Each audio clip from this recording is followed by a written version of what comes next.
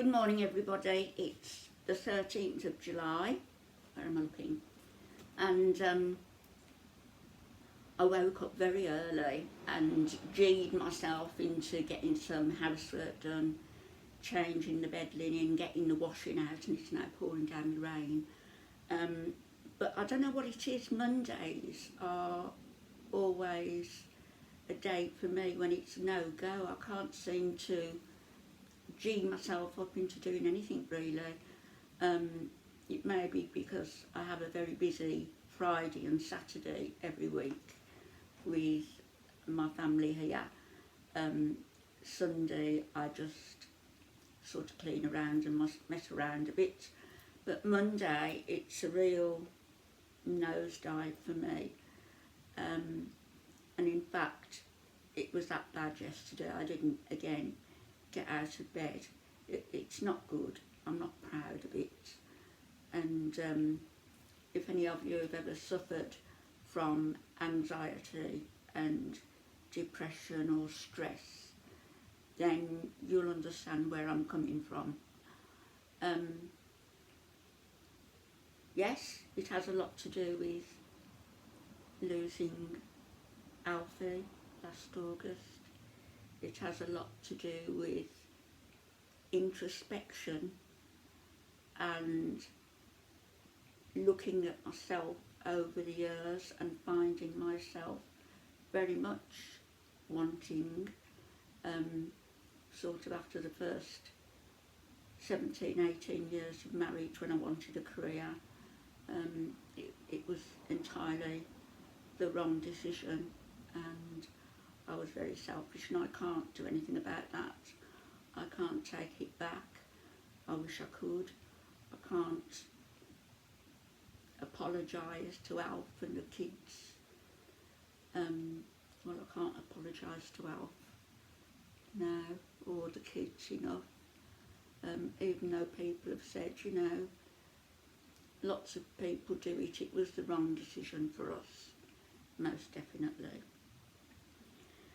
Anyway, that's one thing, and also I don't criticise people without anticipating having criticism myself, and my own biggest critic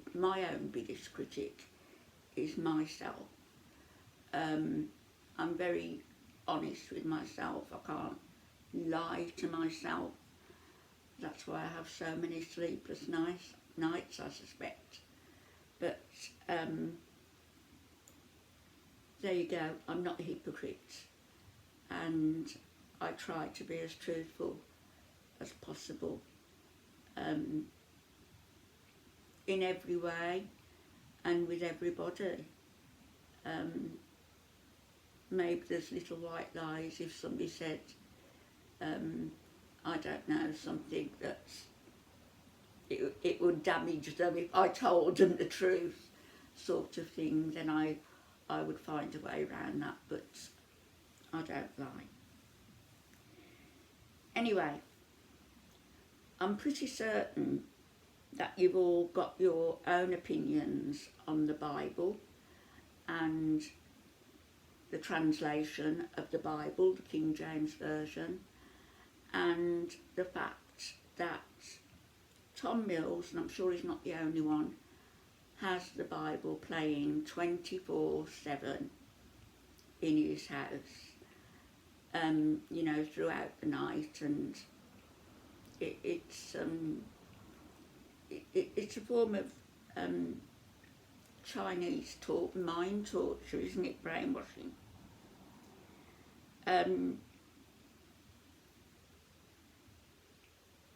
Is there any room for interpretation of the Bible? Bearing in mind, of course, that it was written by men, human beings. It was written by human beings who are saying that it's a literal word of God, the literal word of the Almighty. And of course I would take exception to that, and I'll tell you for why. Would a loving God, would he promote misogyny? Would he promote genocide? Would he promote killing in the name of religion, in the name of power and land grabs? Would he promote stoning of women? Would a loving God promote all of these things? I think not.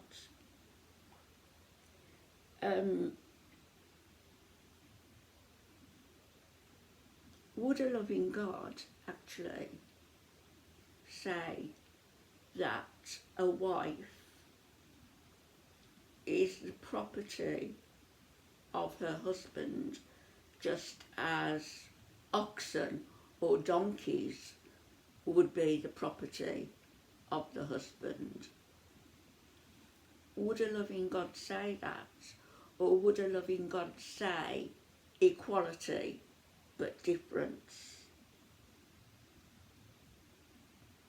I think the latter, equality but difference. I relied on Alfie for so much, and he was the head of this household. I have no problem with saying that. And I met him when I was 15. He guided me, he helped me, he saved my life, literally. And he has my respect and love, admiration, all of those things. But my husband never ever treated me as lesser. He never treated me as a baby making machine. He never demurred when I wanted to have a career, although when I was doing voluntary work he did say, haven't you got enough to do? And quite frankly, he was right. But of course I was, hard-headed I suppose, and wanted to do my own thing. There is so much in the Bible about women being lesser, about submission to your husband. King Solomon, in fact, had 700 wives, if we're going to take the Bible as literal. 700 wives and 300 concubines. That sort of ties in, doesn't it, with the Islamic premise of these fanatics who, when they fight and have their holy war against the infidels, if they, die in the process of fighting for their beliefs or blowing somebody up, they're promised 72 virgins when they get to heaven. The Bible can't be taken as literal, just as the Quran can't be taken as literal, just as women being submissive and being baby making machines can't be taken as literal.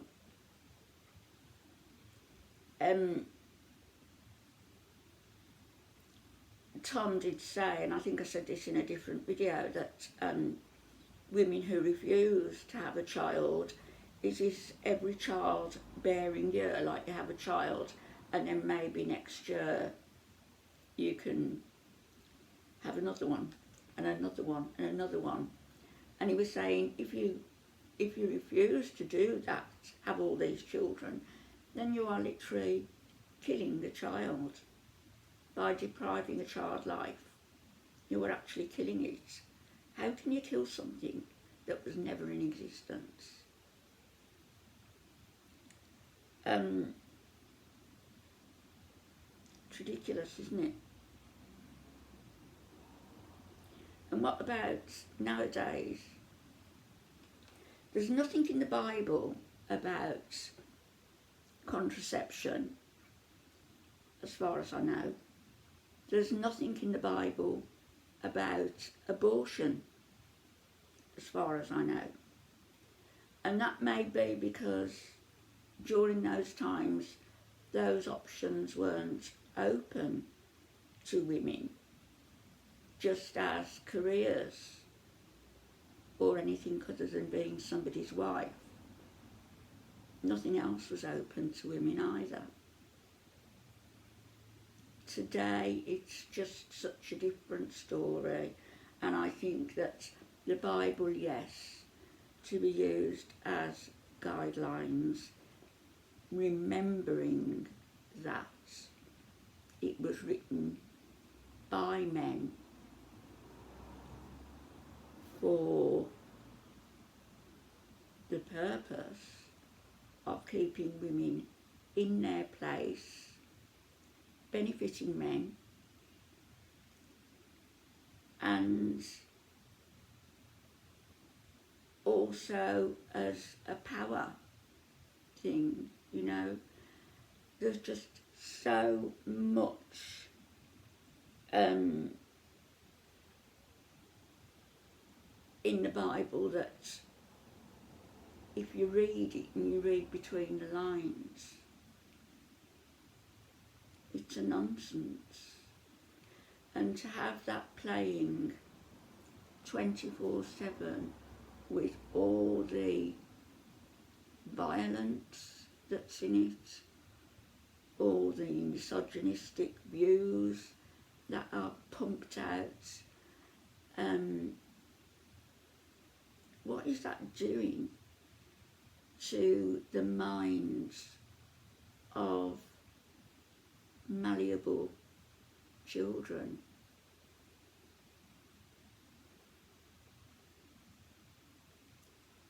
I think it's a horrible thing to have that going on.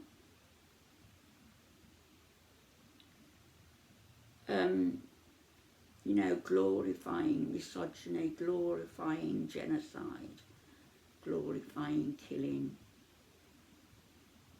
making excuses for stoning of women.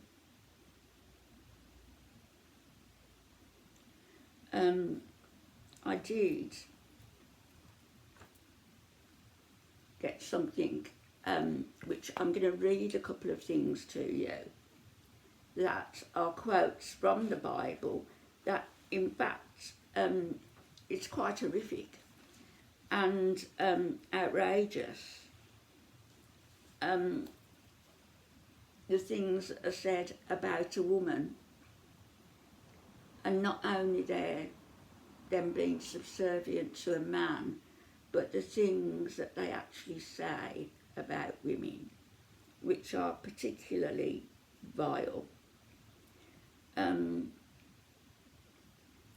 Have you ever wondered also, I know Tom values long hair on his girls and on Andrea, and you look at other fundamentalists, and they all seem to value long hair as well, don't they? What is the reasoning behind that? Their crowning glory. And have you ever wondered why it is that a woman should cover her head? And we don't in the Western world, do we? But a woman should cover her head, and yet men don't need to. It's not fair, is it? Let me read you some of this, if I can get it back on. And one of these quotes is by a man called Pat Robertson, who is a Southern Baptist leader. He was born in 1930 and he's still going strong. And this is what he has to say about women. Feminists. The feminist agenda is not about equal rights for women. It is about a socialist, anti-family, political movement that encourages women to leave their husbands, kill their children, practice witchcraft, destroy capitalism, and become lesbians. And that man, Pat Robertson, Southern Baptist leader, so how old is he now? How old is he? 81.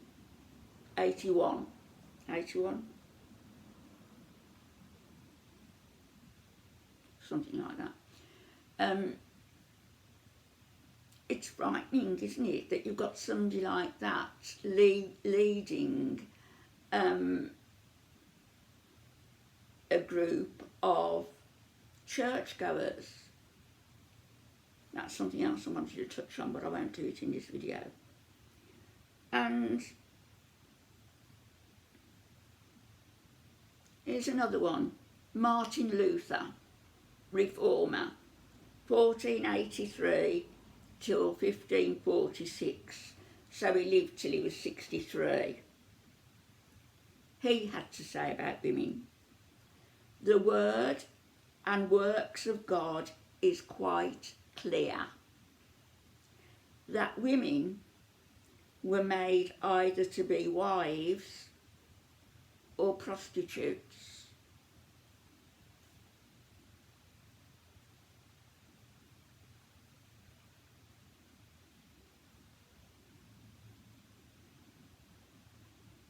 Here's another one. I don't know who this man is, John Dodd, D.O.D. The second duty of the wife. The first one is to have kids.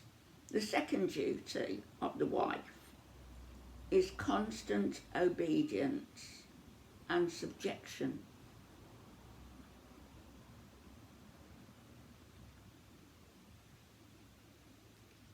Women are made to be led and counselled and directed, and if I am not a good man, I have no right in this church to a wife or wives, or the power to propagate my species. What then should be done with me? Make a eunuch of me and stop my propagation. In other words, castrate him. And that was somebody called Heber C Kimball, a venerated LDS, Latter-day Saints apostle, and he lived till he was 67, 1801 till 1868.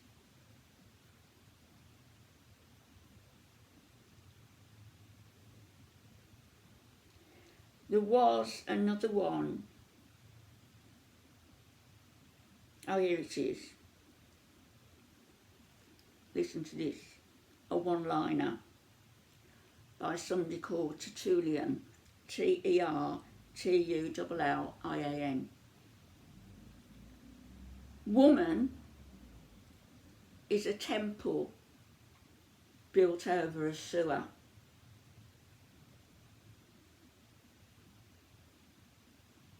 So you see, we go back to the Adam and Eve concept of Eve being tempted by the serpent and then tempting Adam, and Eve is to blame. You know, not much is made of the devil or the serpent because that's its nature. Not much at all was made of Adam because no blame can be apportioned to him. The total blame and the total shame lies with the woman. And this is what's being pumped into children. I for one don't think it's right, and I'm not just on about that one particular channel, I'm on about other channels as well that I've watched, and there's one in particular where the woman calls herself a pastor. Do you know it's in the Bible it actually says you've got no right preaching or being a leader in a church. No rights. Women are not allowed to do that. So you can't cherry pick the Bible. You either take it all as it stands, or you agree that it was written by men, it's outdated, everything has to be taken with a pinch of salt, they are guidelines to go by, and not much more than that. I'll be back. Bye-bye.